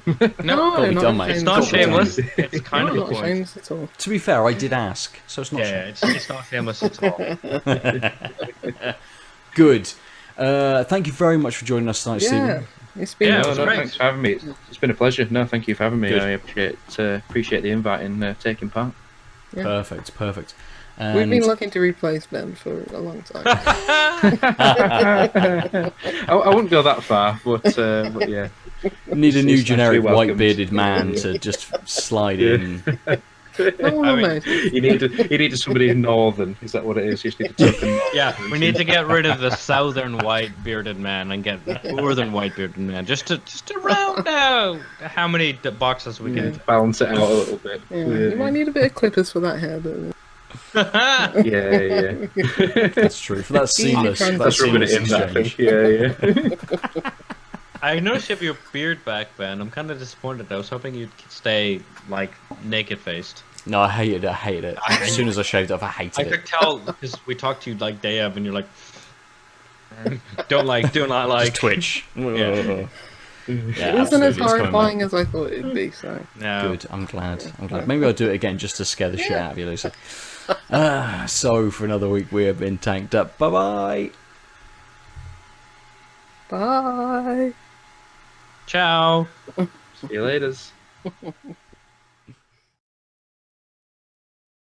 www.outoflives.net